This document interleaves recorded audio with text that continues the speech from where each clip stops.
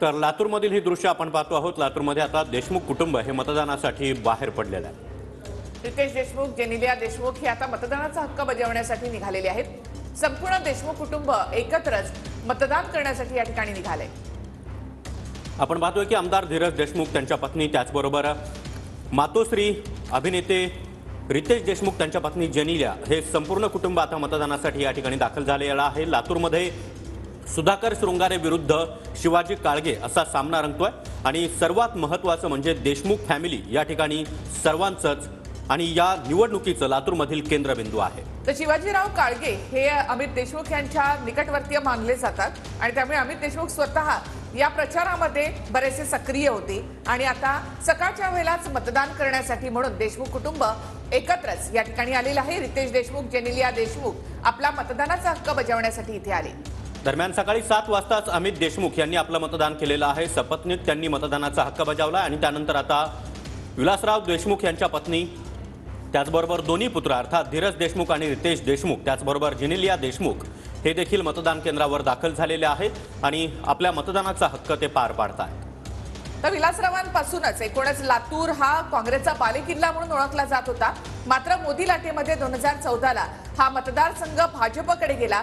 सुधाकर शृंगारे यावेळेला इथून हॅट्रिक करणार की इथे आता शिवाजीराव काळगे हे इथे आपला जम पुन्हा एकदा बसवणार आणि काँग्रेसचा बालेकिल्ला हे सिद्ध करणार, हे पाहणं महत्त्वाचं ठरेल। मात्र अमित देशमुखांनी देखील प्रचारामध्ये खूप मोठी आघाडी या ठिकाणी घेतलेली होती आणि आता लातूरमधून देशमुख कुटुंबीय या ठिकाणी आपला मतदानाचा हक्क बजावतायत। दुसरीकडे आपण पाहतोय बारामती, जिथे संपूर्ण देशाचं लक्ष आहे। तर श्रीनिवास पवार हे अजित पवार यांचे बंधू आहेत आणि त्यांनी देखील मतदानाचा हक्क या ठिकाणी बजावलेला आहे। सहकुटुंब त्यांनी आपला मतदानाचा हक्क बजावला।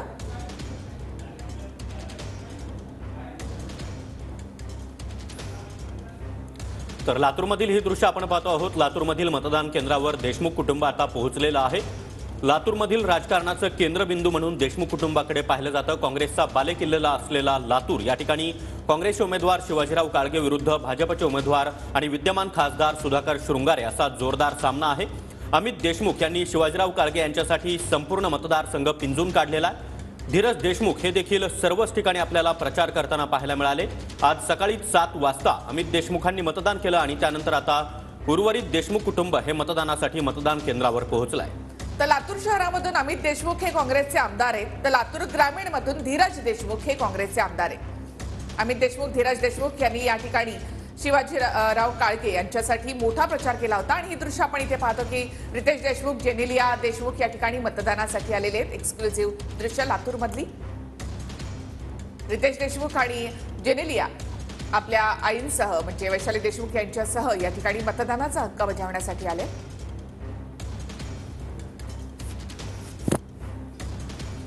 धीरज देशमुख हे देखील आपल्या पत्नीसह या ठिकाणी मतदानाचा हक्क बजावण्यासाठी आलेले आहेत।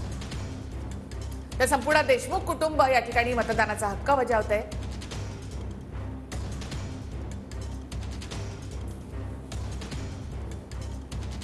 नेहमीच लक्षवेधी असलेली ही फॅमिली आणि देशमुख कुटुंबानं संपूर्ण एकत्रितपणे मतदान करण्याकडे त्यांचा कल या ठिकाणी दिसतोय। लातूरमध्ये सुधाकर शृंगारे विरुद्ध शिवाजीराव काळगे अशी लढत होते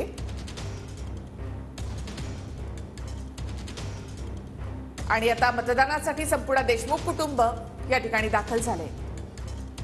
तर वैशाली देशमुख या विलासरावांच्या पत्नी आपण पाहतो आहोत, आपल्या मुलांसह मतदान केंद्रावर दाखल झालेले आहेत। आमदार धीरज देशमुख त्याचबरोबर अभिनेता रितेश देशमुख हे देखील सपत्नीक मतदान केंद्रावर पोहोचलेले आहेत। जेनिलिया देशमुख या देखील अगदी मराठमोळ्या वेशामध्ये आपल्याला मतदान केंद्रावर दाखल झालेल्या पाहायला मिळत आहेत। तर लातूरमधली ही दृश्य आहेत। सुधाकर शृंगारे विरुद्ध शिवाजीराव काळगे अशी लढत या ठिकाणी होते आणि देशमुख कुटुंब मतदानासाठी दाखल झालेलं आहे।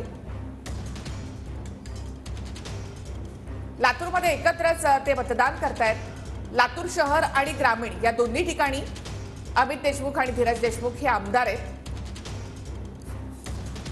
पण बघितलं की आतापर्यंतच्या अनेक निवडणुका झाल्या की इतिहासामध्ये 50 वर्षांमध्ये प्रथमच आपण बघितलं की पवार कुटुंबियामध्ये फूट पडून उमेदवार दिला गेलाय। हो, सगळ्यांनाच आता दिसतंय ना ते फूट मी म्हणणार नाही कुटुंबामध्ये. शेवटी हे राजकारण आहे ना, आणि ज्याला त्याला आपली भूमिका मांडण्याचा लोकशाहीमध्ये अधिकार आहे ना.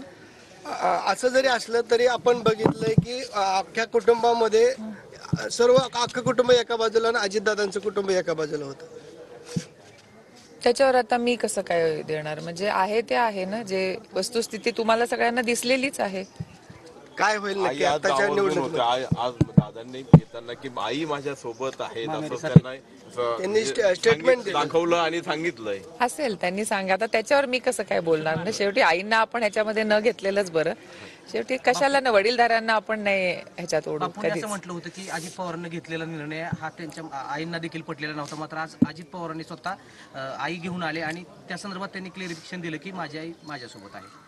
लोकशाही आहे ना, आईंना पण मताचा अधिकार निश्चितपणे आहे आणि त्यांनी तो बजावलेला आहे आज. म्हणजे कौतुक आहे आणि स्वागत आहे. ओके, चला. अजून काय एखादं विचारायचं?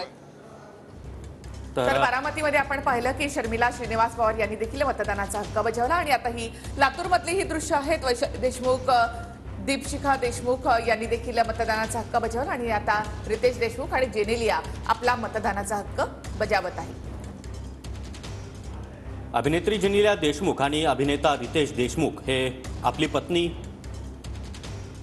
यांच्यासोबत या ठिकाणी पोहोचलेले आहेत. त्याचबरोबर विलासरावांच्या पत्नी वैशाली देशमुख, इतकंच नाही तर आमदार धीरज देशमुख हे पत्नी दीपशिखा देशमुख यांच्यासह मतदानाचा हक्क बजावण्यासाठी दाखल झालेले आहेत. दरम्यान सकाळी 7 वाजताच आमदार अमित देशमुख यांनी सपत्नीक मतदान केलेलं आहे आणि त्यानंतर उर्वरित देशमुख कुटुंब आता मतदान केंद्रावर दाखल झालंय.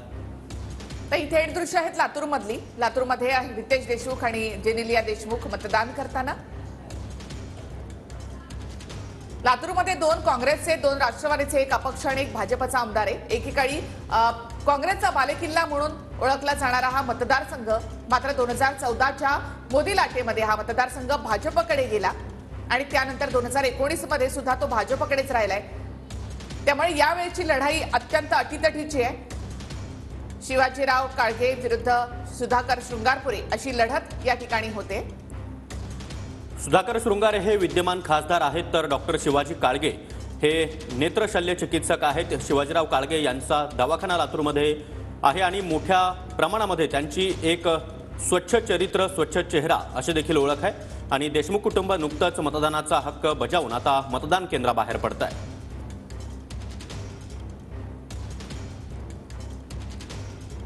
तर लातूरमध्ये संपूर्ण देशमुख कुटुंबानं आपला मतदानाचा हक्क बजावलेला आहे.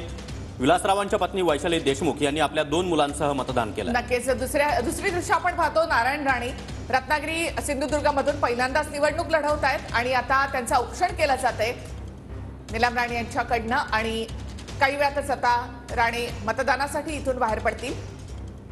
रत्नागिरी सिंधुदुर्ग या ठिकाणाहून राणे पहिल्यांदाच लोकसभेची निवडणूक लढवत आहेत. 2005 नंतर पहिल्यांदाच खरं तर राणे या ठिकाणाहून निवडणूक लढवत आहेत.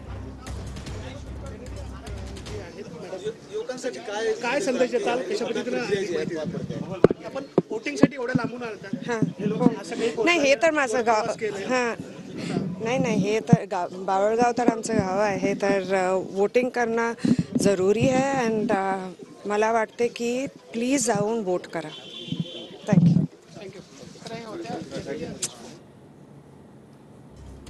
त्या प्रत्येकाने आपला मतदानाचा हक्क बजावा अशी प्रतिक्रिया या ठिकाणी जेनेलिया देशमुख यांनी दिली आहे.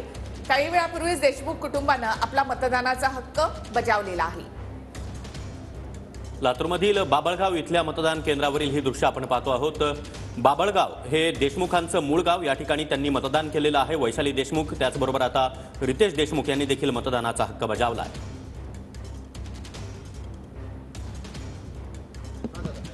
नमस्कार. आजचा दिवस झालं तुमचं झालं का? करू. थँक्यू.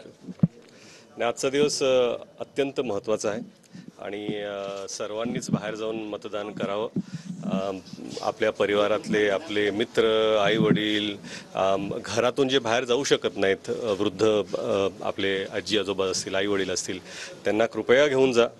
तुम्ही स्वतः जा. सगळ्यांना सांगा आज अत्यंत महत्त्वाचा दिवस आहे. सर्वांनी बाहेर जाऊन मतदान करा. मी फक्त आजच्या दिवसासाठी मुंबईहून लातूरला आलो मतदान करण्यासाठी आणि आज रात्री ट्रेन पकडून परत जाईन. पण हे महत्त्वाचं आहे की सर्वांनी जाऊन मतदान करावं. ऊन खूप आहे, काय संदेश देतात? आता ऊन तर आहेच, असणारच आहे, पण मला वाटतं की वेळ साधून नक्की जा. आणि मला असं वाटतं की प्रत्येकाने जावं. ऊन त्रास तर होणारच आहे, पण एक दिवसाचा त्रास आपण आपल्या देशासाठी सहन करू शकतो. मतदानाचा टक्का वाढवण्यासाठी काय आव्हान?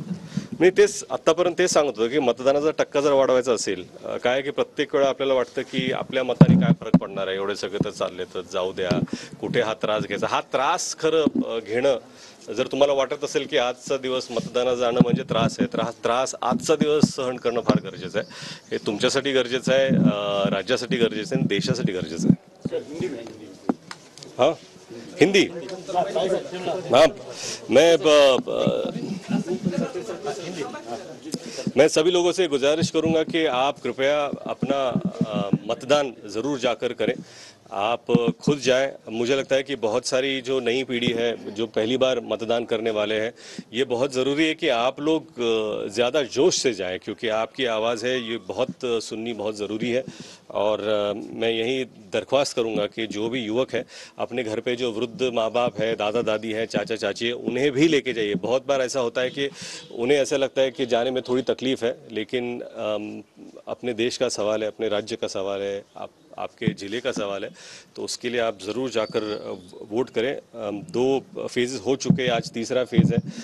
सभी ये लोग कहते हैं, हम भी जानते हैं कि इस बार वोटिंग पिछली बार से कम हुई है. हालांकि पॉपुलेशन बढ़ रही है, लेकिन परसेंटेज वोटिंग कम हो रहा है. बहुत ज़रूरी है कि हम सब जाकर वोट करें, इस परसेंटेज को बढ़ाएं. और मैं बस यही दरख्वास्त करना चाहता हूँ. Thank you. मतदानाचा हक्क या ठिकाणी बजावला आणि लोकांनी देखील, जनतेनं देखील आपल्या देशासाठी म्हणून बाहेर पडून मतदानाचा हक्क बजावावा असं आवाहन त्यांनी केलं आहे.